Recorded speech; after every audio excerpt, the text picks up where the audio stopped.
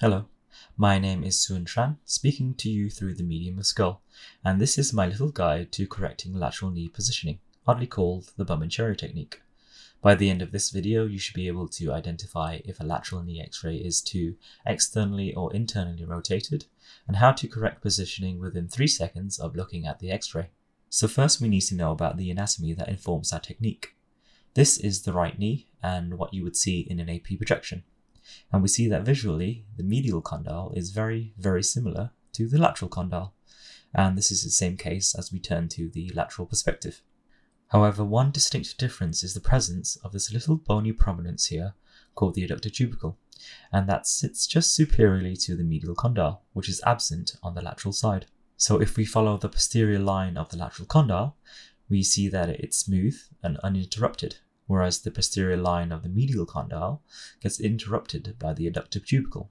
So the main takeaway to this is if we see the prominence of the adductor tubercle on a femoral condyle, we know that it's the medial one. And this is what it looks like on an x-ray. A very clear bony prominence, and we can use it to find the medial condyle. On this x-ray, we see that the adductor tubercle is here, just superior to this femoral condyle. And since we know that the adductor tubercle sits superiorly to the medial condyle, we can conclude that this condyle, which has been projected more anteriorly, is the medial one. Therefore, this condyle is the lateral one, and we can make sure by following its posterior line. It's smooth and uninterrupted due to the absence of an adductor tubercle. We can use the same process for this next x-ray. Here we can see that the adductor tubercle is superior to the femoral condyle that is projected more posteriorly. So again, since we know that the adductor tubercle is on the medial condyle, we know that this condyle is the medial one, and this condyle that is projected more anterior is the lateral condyle, confirmed by its smooth lines. One of these x-rays is too externally rotated, and the other is too internally rotated. But which is which? I'll give you 3 seconds to figure out which one. Did you get it in time? Well, you will by the end of this video. This is the one that is too externally rotated. But how do we know?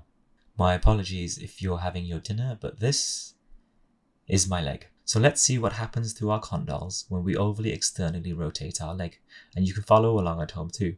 Place the fingers of one hand on your medial condyle and the fingers of the other hand on the lateral condyle, and follow along with our lovely leg model. In fact, I'm not carrying on until you do.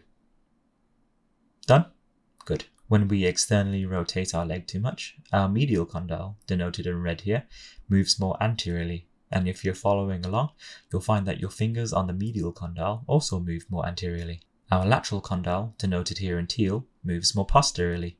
You'll find that your fingers on your lateral condyle also move more posteriorly. So we can expect the medial condyle to be projected more anterior on the x-ray, and the lateral condyle to be projected more posterior, which is what has happened on our x-ray here. The medial condyle has moved more anterior, and we can confirm this with our little adductor tubercle. It's superior to the condyle, which has been projected more anterior, so we know that this x-ray is too externally rotated. So that must mean that this x-ray is too internally rotated, and we can use the same system to work this out. When our lovely leg model internally rotates the knee, the medial condyle moves more posteriorly, and the lateral condyle moves more anteriorly, which is what you'll find if you place your fingers on your own condyles and internally rotate your knee. So on the x-ray, we can expect the medial condyle to be projected more posterior and the lateral condyle to be projected more anterior, which is what has happened on this x-ray. And we can confirm this using our trusty adductor tubercle.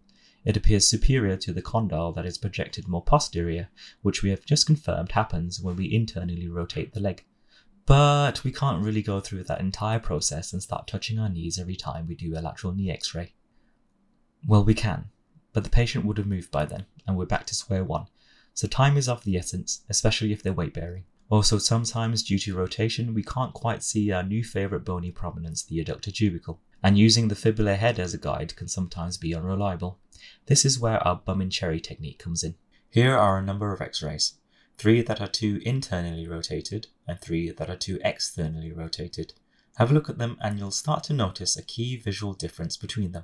If we look at the posterior lines of the condyles that extend superiorly, you'll see that in each of the x-rays that are too internally rotated, these lines converge and meet further proximal on the femur, shown here, here, and here. Whereas in the x-rays that are too externally rotated, the posterior lines of the condyles don't converge or meet as we move more proximal along the femur, shown here, here, and here. And it's this visual difference that forms the magic behind the Bum&Cherry technique. If we have a closer look at the x-rays that are too internally rotated, the posterior lines converge as we follow the posterior lines of the condyles superiorly, and this forms the stalk of a cherry. So whenever you see these posterior lines meeting or converging, we know that this is a cherry. Cherries are too internally rotated, as we've confirmed using the adductor tubercle and our gorgeous leg model. Cherries need external rotation or turning out to correct positioning and superimpose the condyles, and we remember this by saying the phrase out of the cherry.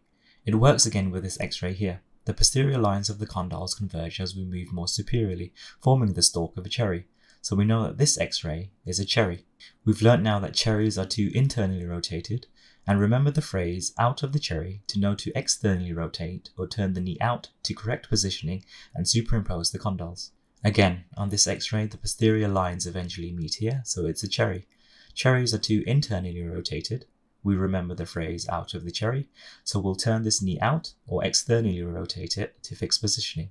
So on to the externally rotated knees. On the cherries that were too internally rotated, the posterior lines met or converged, but here they don't meet or converge at all, and in my weird eye at least, they form the shape of a bum. We know by the position of the adductor tubercle and our questionable leg model that bums are too externally rotated and therefore need internal rotation or turning in to correct positioning and superimpose the condyles. We remember this with the phrase into the bum. Let's apply it to this x-ray. Again, the posterior lines don't meet or converge, so we know that this is a bum, and therefore we know that it needs internal rotation or turning in to correct positioning and superimpose the condyles by remembering the phrase into the bum. Quickly for this one, the posterior lines don't meet, so we know that this is a bum. We remember the phrase into the bum, so we'll internally rotate the knee or turn the knee in to correct positioning and superimpose the condyles. So with the Bum&Cherry, we can quickly spot if a lateral knee is too externally or internally rotated, and which way to rotate the knee to correct positioning by identifying just one feature. So let's do some more examples. So here we have a horizontal beam lateral, so let's turn it so we can see our technique more easily. Here the posterior lines don't meet, so we know it's a bum. We've learned that bums are too externally rotated, and remember the phrase into the bum to know that it needs turning in or internal rotation to superimpose the condyles. With this example, the posterior lines eventually meet up here, so this is a cherry as they form the stalk. We've learned that cherries are too internally rotated, and remember the phrase out of the cherry, which tells us to turn the knee out or use external rotation to superimpose the condyles. Let's speed things up with this example. Posterior lines don't meet, which means it's a bum.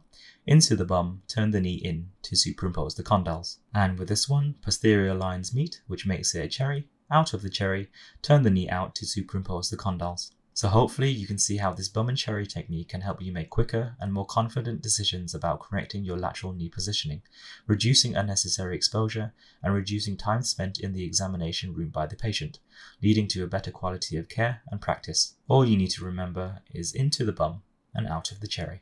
And if you're having particular trouble, you can use other anatomical landmarks such as the lateral sulcus, which only appears on the lateral condyle, and the fibula head to inform your decision.